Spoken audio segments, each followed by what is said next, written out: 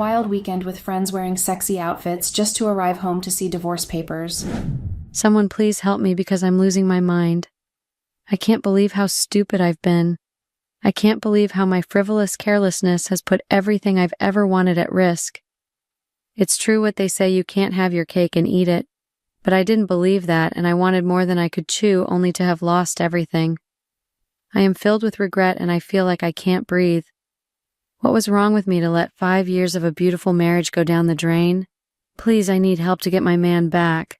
I know when you come across this post I might sound disoriented and crazy, and maybe I am, but you would understand my plights if you know what has happened. Perhaps it's better I start from the root of the chaos. Things will be clearer that way. I can't really use my real name or my husband's name to protect our privacy, but for the sake of better understanding, I'll address myself as B and my husband as J. Now, if there's one thing you should know about my husband, it is that he is a man of principle. When he says he wants something, one way or another, he ends up getting it. And when he says he doesn't want something, he doesn't want it even 1,000 miles around him. And when we were getting married, I knew that they were things that he would not tolerate, and he made these things clear to me. And to be honest, back then, I thought I would be able to live with them because I loved him and he loved me so much, which is something that is very hard to come by, mutual love. And to be honest, I did live with them for 4 years. And before you think these were extreme rules, no, they weren't. They were very normal, but they were against my nature.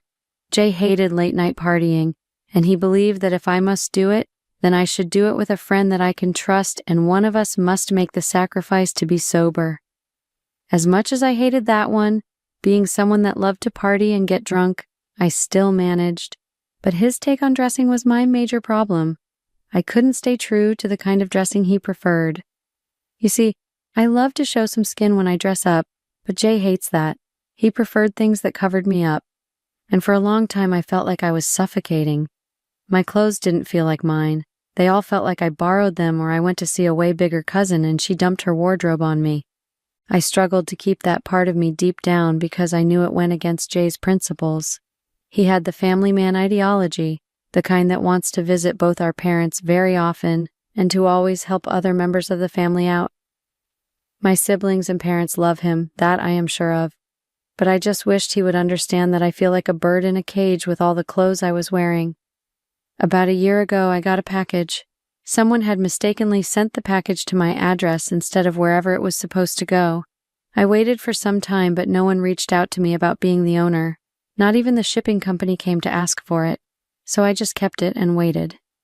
It wasn't until about 6 months ago, when my husband and I were cleaning the house on a weekend, that he suggested we throw the package away or take it to the shipping company, although he was more fixated on throwing it away because he didn't like the idea of an unknown package from an unknown person being in his house.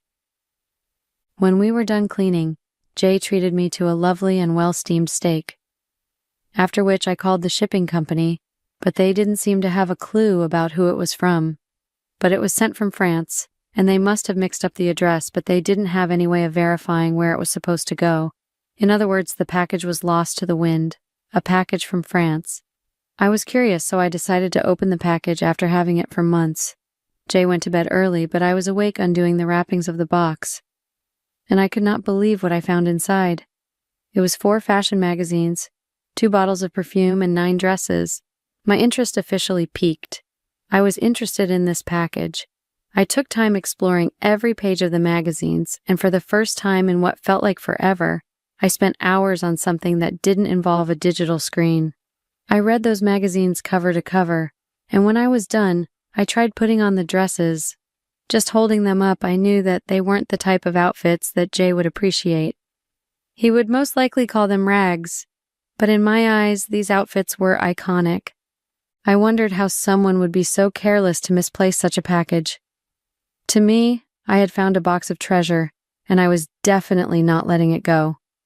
I heard Jay calling from the room. He had woken up, and I hurriedly parked everything up and went up. He was missing me from bed, and I went to join him in a sweet cuddle. The next day, after he left for work, I was supposed to do what I normally do. I have a vlog on which I teach people how to cook, knit, and sew. I was getting closer to 100,000 subscribers on YouTube, And that day, I wanted to stream myself cooking a meal that my subscribers had voted on, but I found myself fantasizing. I began dressing and testing out the outfits that I found, and if I'm being honest, I love myself so much and those outfits that I realized how much I had disliked the person I had been for all these years. I took several pictures just so I can look at them later and admire myself. But that's the thing with secrets you're proud of. You won't be able to keep them in for so long because your pride would just want to open them up for the world to see. As much as I would like to think that everything was still normal, the truth was that nothing was normal anymore. That package had changed things for me. It reminded me of the life I always wanted to live. I had everything I wanted. I just needed that freedom that my husband wasn't willing to give me. Little by little, I began incorporating the things that I didn't regularly wear into my outfits. And the impossible thing about Jay was that he noticed everything. You know how they say men are clueless? No, that isn't my Jay. He knows when I'm mad, but not saying so. He notices when I put on a new earring that he hasn't seen before. He notices if there's a speck of dust on my outfit. Normally, women pray for that kind of man, the kind that notices when they dye a few strands of their hair and tell them how beautiful they look, the kind of man that notices when you reapply the same color of polish on your nails. And normally, I would appreciate that kind of man, and if I am being really honest with you, I really do. But with Jay, it feels like I am constantly under microscopic watch, like he is a guard dog watching my every move. Anyways, here I was with a set of beautiful clothes that tick every box on my list, and yet I couldn't wear it anywhere. It just didn't sit right with me. But I was stuck, so I decided to simply do the little I could to live the free life I wanted. So I just started to use the perfume that came with the dresses. I remember the first time I used the perfume, Jay was walking out of the room and I was walking in. He suddenly paused and asked, "New scent?" And I nodded. This man noticed even my change of perfume. How was I ever going to breathe when he watched me like a hawk? The truth is, even hawks need to catch their breath and rest. Lucky for me, Jay's company organized a retreat for its staff, and I've never been a believer in coincidences, but oh my, that was the most coinciding week of my life. As it turned out, my class from college was having a get-together, and they reached out. Naturally, I was a hotshot in college, and I felt this was the perfect event to showcase to everyone that I hadn't lost what they knew me for, my sexy charm. A chance for me to put on a dress from my secret collection that I had been hiding for quite some time now. But something or someone was trying to put a dent in my very grand comeback, and that was none other person than my husband. He told me that he didn't want to go for the company retreat, but I convinced him by asking what he would be doing at home. I told him about the college reunion and that he would most likely be at home alone. He found sense in my words, and it was honestly a miracle that he didn't smell something suspicious behind me convincing him. I even helped him pack, just to make sure he didn't have a hard time. I didn't want to give him a reason to suddenly decide to stay back. The main reason he wanted to stay back was just because he felt bad for me to be alone at home for 1 week. But I convinced him that other than the reunion, I had a lot of videos to stream and to shoot, so I would be very busy. But the truth is, I had already shot a lot of videos that would be automatically posted that week, and after all my subtle manipulation, Jay finally went for his retreat. I let out a heavy breath of fresh air when I saw him get into the car and drive off. Once the car was no longer in sight, I zoomed into the house. I had a lot of planning to get done. I picked out the perfect outfit and looked for the perfect shoes. Jay was always buying me the most beautiful heels, but I never wore them because I didn't think I had anything that was worth wearing them with. But now I do. I first went to the salon and had my hair done. And you want to know the most perfect part of this coincidence? It was that Jay and I would be in different cities. His company retreat was in Hawaii while the reunion was in town. The next day, I packed a little bag. The college get-together was supposed to be for just 2 days. Nothing more, just the weekend. I took 5 out of the dresses that came in the package, and I packed some shoes and handbags too, and I took my husband's car. I wore one of the dresses to the opening ceremony, and the moment I stepped through those doors, all eyes were on me. It was clear I still had my stuff. No matter the amount of years I had stayed married to Jay, and I had been forced to wear things that were not my style, I still had that classic taste and charisma. Half of the guys that were lining up to talk to me included those I never had any conversation with when we were at college. From the married to the single to divorced, everyone wanted to talk to me, and I loved that attention I was getting. I loved how powerful my outfit made me feel, and even the breakfast and lunch hangout the next day was the same.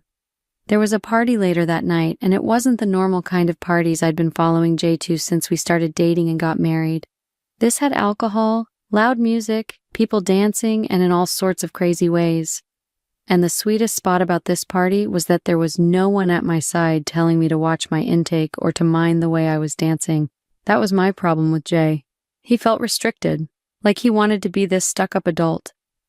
And some of you might say that I didn't want to grow up, but the truth is, who wants to?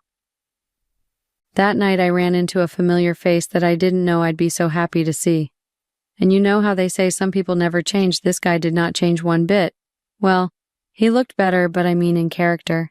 He was still a drug peddler, and I hadn't had any in such a long time that when I saw him selling for some of my other former classmates, I felt like I saw my best friend. I patronized him and did some while drinking like the next day didn't exist. The whole night went by in a blur, but it was a great feeling. I felt free again, alive even. I can't even remember how I found my way back to my room, but I was honestly very shocked when I woke up in my hotel room the next morning. But there was one problem. I saw two guys on the bed with me. I was horrified. The first thought that came into my head was, what have I done? I couldn't remember a single thing, but the evidence was clear. One of the guys didn't have a shirt on, and his pants were lower than they should be. The second guy's shirt was wide open, and he didn't have his pants on, just his underwear. I sprang off the bed and looked at myself, feeling my body to try and confirm that nothing actually happened. I was still in the dress that I wore the previous night, but I couldn't be sure of anything after all. The dress was what a guy might call easy access. It was so short that I couldn't go low without my underwear showing. The room was a mess, and I quickly walked, and I saw another person on the floor as I walked towards the door, a girl. She was quite asleep and half-dressed. I didn't understand what was happening, and I could feel my heart beating in my chest. What happened? Did I just cheat on Jay? I felt like I was seeing my life flash before my eyes. This couldn't be. I needed to confirm what happened that night. I walked back to the bed and tapped both guys, but they couldn't even bring themselves to wake up. It made everything a lot more frustrating. I told myself I needed to calm down. I was clearly a mess, so I went and took a shower, then got dressed. My new outfit was still screaming hot when I came out of the room. Firstly, I went down to the hall we used for the party the previous night, and it was being cleaned. It was a total mess. I couldn't find my phone, so I asked around, but no one had seen it. Thankfully, I saw one of my former classmates just walking by. I quickly approached her, and I could see the look she gave me like, damn, girl. I was confused, but I didn't want to think about that. I asked if I could use her phone to call mine, and she was more than happy to help, but when I called my phone, it was switched off. I handed her phone back to her and told me that she didn't know I had it in me and that she is honestly impressed I could still do that at this age. I had no idea what she was talking about. But before I could ask for clarification, her phone rang and she quickly picked up the call and walked away. I stormed back to my hotel room and woke the girl who was sleeping on the floor. She was like a vampire when she woke up. The first thing she did was shift from the ray of sunshine entering the room through the open windows. I asked her for my phone and why she was inside my room. She could barely form sentences, but what I was able to get was that the hottest part of the party broke away from the hall and continued in my room. Then I asked her if she knew if I was intimate with the two guys on the bed. She said she didn't know, and this killed me. I hit them hard, and this time they woke up. All of us were hungover, but mine was being kept in check by fear. I asked them what happened between us the previous night, and they told me nothing happened, that we just partied, danced, drank, took some substances, and they were just among the few that ended up staying in my room and on my bed. I felt very uncomfortable with the situation, and I really needed to find my phone. "Is this yours?" is the next thing I heard from the girl. She came to me with my phone in her hand. I was so thankful, and I took it. I plugged in my phone and kept tapping my feet restlessly as I waited for it to come on. And finally, it did. There were so many notifications that I was worried my phone was going to blow up. Thankfully, it didn't. I went to the app with the most notifications, which was Instagram. There were videos of me twerking and splitting while dancing. I was drinking and rocking some guys there. I couldn't believe myself. I felt faint. The girl that slept in my room had definitely seen the horror on my face that she came closer to me and saw what I was watching. And she commented when I did the split in the video that she was shocked I could still do that at this age. I gave her one evil look and she left. I then saw a message from Jay. It was from earlier the previous day. There was a weather issue and he was back at home. I lost my mind. I packed my stuff up and hurried home. I looked at the time as I drove and it was already 12 in the afternoon. When I got into the living room, Jay was sitting there. He was watching my videos that had now gone viral. He looked at me and I froze. The disgust in his eyes as he noticed my outfit. The next thing I saw him do was shake his head and said he couldn't believe this was the person I got married to. I tried to approach him as I told him that I could explain, but he held his hand in front of him like a huge stop sign. He told me that he had nothing to say to me and picked up pieces of paper from the table which he threw at me as he muttered the word, disgusting. I tried to hold his hand to prevent him from walking away, but the eye he looked at me with, those eyes could kill. He walked upstairs and I fell on my knees, crying. I picked up all the pieces of paper and I saw that they were divorce papers. My heart cracked. Divorce? I broke down. I have not been the same since. Jay sent me out of the house and I am frustrated. I don't know what to do. And I don't think I'll ever recover from this. I love my husband and I need him. I don't know what to do to get him back. Please help me. Any advice would go a long way. Update. Hello, everyone. It's been a while. I know I have been absent, but how could I not be with the kind of backlash I received here? Some of you called me a lot of bad names and even a cheap thrill seeker. I couldn't take it and I still can't. I came here seeking help, but instead I got hate. Anyways, I don't even blame any of you. I deserve it, I guess. A lot has been going on and I am honestly exhausted. I thought Jay was just threatening divorce and that he would forgive me and calm down when he was done. But that was not the case. Jay did go through with the divorce. I still can't believe that it actually happened. He divorced me and sent me out of the house. And as painful as that was, the most hurtful part of everything that happened was how I lost my followers on my vlog. My audience were mothers who just wanted to prepare good meals for their families, knit and sew cute-looking and well-intended Christmas sweaters for their families. So in other words, they were good and proper women, and some men. So imagine how the woman they all looked up to for advice and instructions on how to keep their families together and how to make their families happy turned out to be a total crazy person. And I wasn't just crazy in private, I did it for the entire world to see on social media. The videos of me being inappropriate raked in so many views before it was pulled down that it rivaled my highest viewed vlog videos.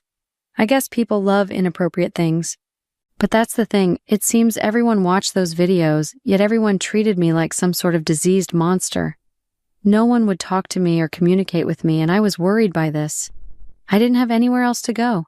I couldn't go to any of my sister's house because other than the fact that they didn't want me anywhere close to their children after such videos of me surfaced on the internet. My brother was the worst person to rely on when it came to housing because he was always traveling and touring. He didn't have boots on the ground in any particular place. The only option was my parents' house, and I really didn't want to go there because it would be the biggest shame ever. My father is the original disciplinarian, and you wouldn't believe how I've avoided his calls since this thing happened. I had been staying at a hotel since I left the house and throughout the divorce, but I'm not some millionaire or something. I had to swallow my pride and go back to my parents' house. I went back and I still can hear my father shouting from the living room as I'm typing this. He is so disappointed in me and has been complaining and scolding me since the day I got here. My mother has been quiet on the other hand.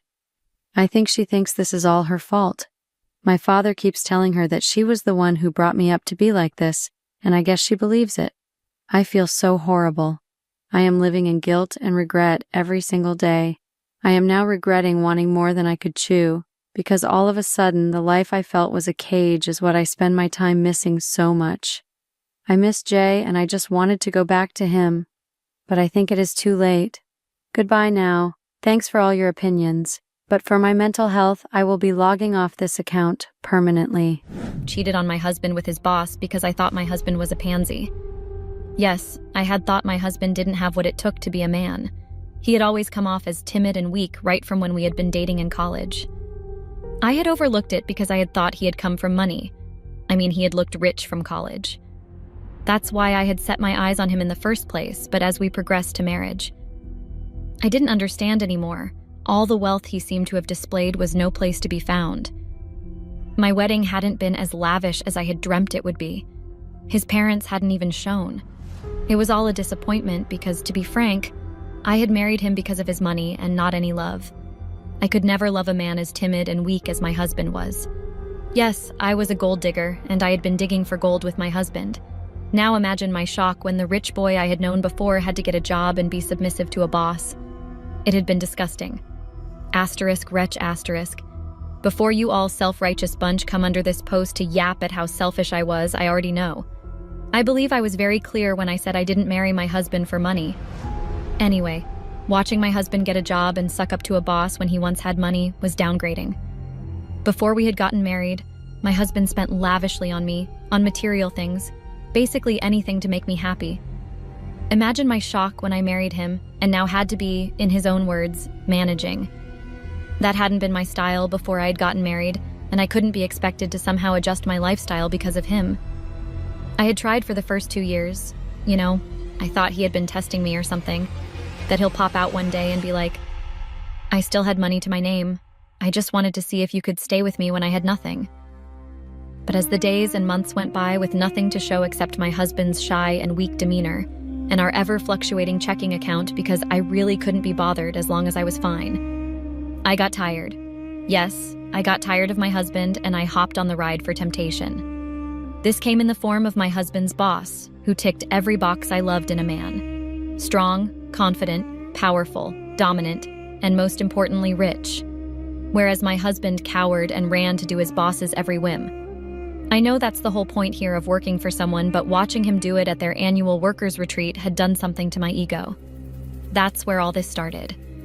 My husband had told me that he had a party at his office that was for workers and their spouses to strengthen the family bond and whatnot between workers. So I had agreed to go because being in the spotlight is kind of my thing. The night had been going perfectly fine. Drinks, talk. My husband had even introduced me to a few of his colleagues. But then, as the night progressed, he was running out to get something or finish up something at his boss's request. So I had decided to go see what he was up to one of those times, and my mind was blown. You guys couldn't have imagined. To say I was shocked was an understatement. My husband's boss was giving my husband a scolding about how he couldn't do his job properly, and my husband stood there nodding his head like a sad lost puppy. I was flabbergasted and disgusted by my husband. Later, when the party was about to end, the boss decided to show his face and thank everyone for coming, so I decided to feel him up, you know what I mean? Turned out he was everything I liked in a man, and he had the hots for me. It was like a match made in heaven. Did I have second thoughts about cheating on my husband? Of course not. But I hadn't known it would come back to bite me in my butt. It was supposed to be a one-time fling, like an experience with a real man because I had missed that. But boy, was I wrong. Before I continue on, I want to give you all a little backstory to how my life was before I got married to my husband. My name is Nyla, and I'm 24 years old. My husband's name is Kevin, and he's the same age as I am. I was a partyholic. I loved parties, and that's how I met my husband. He had just been like me in college, attending parties, showing up and showing out and having no care in the world about grades, and the fact that we had come to college to bag a degree. Degrees were worthless when you had the money to do what you want, and I had the backing from my parents who thought I was studious as ever in school. Lowell, imagine their shock when their daughter was dropping out of college and getting married. I had been their nightmare. Now, I don't think they want anything to do with me. Anyway, my husband was just like me in every regard. We matched and vibed, and he was rich as a, I don't know the expression to use here, but he was massive rich, if you get what I mean. His parents were in the wine business, and it was a generational wealth kind of thing. He had money to lavish, and I was his girl, so I was down for that kind of life. He asked me to be his girlfriend, and within 6 months, I was getting married. I was 23 when I had gotten married, and I thought that my life was going to be ease and soft life and trips and vacations and Birkins and Prada. Our wedding had been a flurry of activities. His parents hadn't attended because apparently they didn't like the fact that their son was getting married when he still had his life in front of him, and the fact that he was getting married to someone like me, no less. They weren't happy with the wedding, and they had not deemed it important to attend their son's wedding. Just as I hadn't deemed it important to go and see them as a dutiful daughter-in-law while I had been courting my husband. Lowell.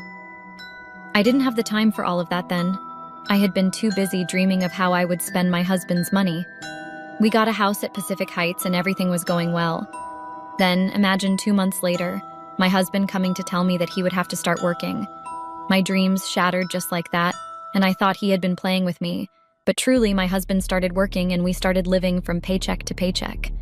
According to him, his parents had threatened to cut him off from the family if he didn't do something about HSI reckless spendings, and they seized his cards and every access to family funds. I couldn't cope. In my defense, I had tried to wing it out with him and, manage everything, but the resent was already building in my heart. My parents had already cut me off, and I needed to find a way to keep up with the things essential for my well-being. So you can imagine what went through my head when I saw my husband answering to someone else, and that someone else had something I needed. Of course, I had cheated, and it had been fun. I had sought out my husband's boss, and he hadn't known who I was. It had been a rush to fool to me. Some of you can't relate, and I'm not going to apologize for how I was.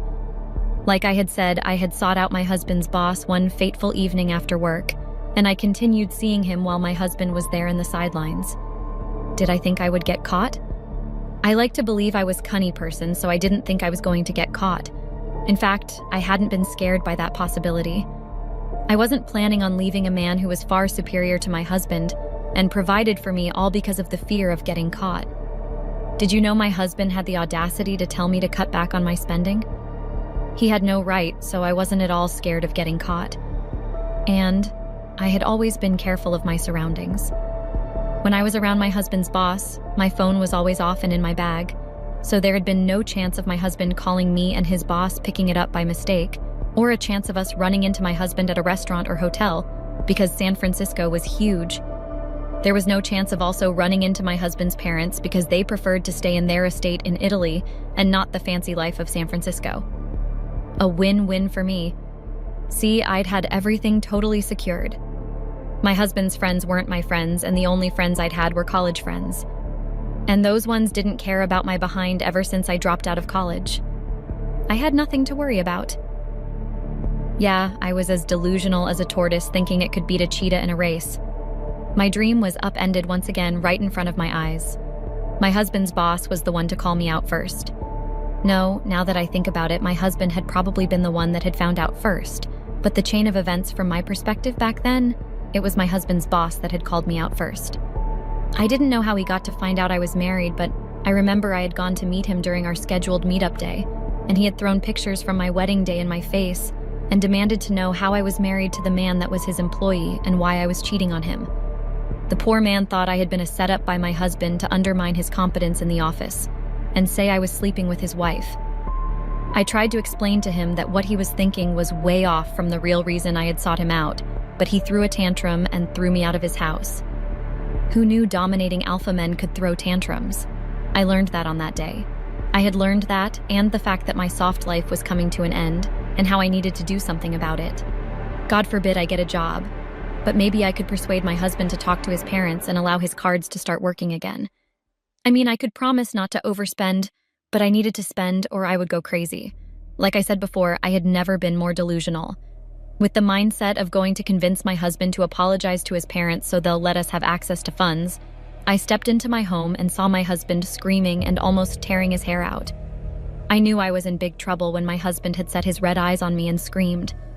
That's how I knew he had found out. Well, the screaming and the scattered pictures of me going into different hotels and restaurants with the man that was meant to be his boss. My husband had asked me why, and no sound had escaped from my mouth.